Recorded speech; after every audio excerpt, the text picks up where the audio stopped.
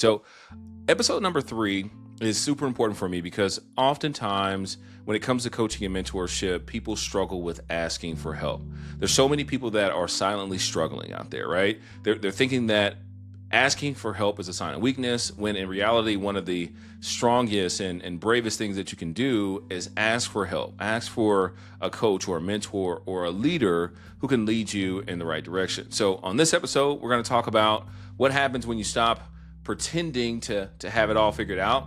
I've been there, and start using one of the most powerful tools, which is asking for help and being very specific about the help and what you're asking for. One is, ask for help is a skill a lot of leaders possess because they ultimately understand that they are not the one who knows and understands everything. So strong leaders understand that asking for that help and asking for specific help really gives them better answers to help them make better decisions. So when people don't follow what you're doing because they don't believe it's necessarily authentic, what they're finding is that you're not necessarily asking for help as understanding some of the things in which you want to do and that you're doing. And one thing that you really want to know is that raising your hand is not something that demeans you. It doesn't take you away from who you are. It doesn't separate you from being the strong individual or the courageous or the brave individual, the person who goes after their goals and dreams.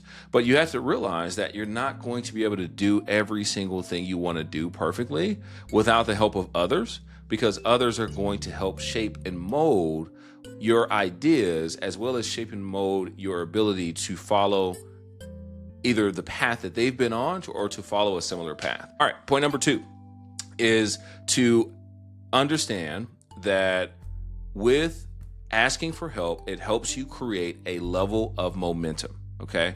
And it's a level of momentum, not necessarily dependency on anything else. As you keep going, you will realize that as I continue to ask for help and ask for help in a sense that keeps me from thinking that this is a weakness, it allows me to move faster into areas that I didn't think I could move in.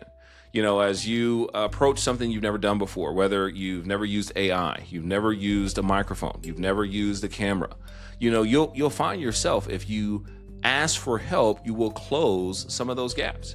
You will find that people are willing to give you sound advice. They're also willing to give you some best practices and some pointers on how to get there, right? They're helping you get there with speed, with clarity, with confidence. And the bigger difference between relying on yourself and refining through the guidance of help is that you get the ability to be able to not only build relationship, but build a relationship with somebody that you feel comfortable asking for help. So it takes practice, just like everything else. But that practice helps you create a momentum that allows you to dive deeper into your ability to ask for help and get to your objective much faster.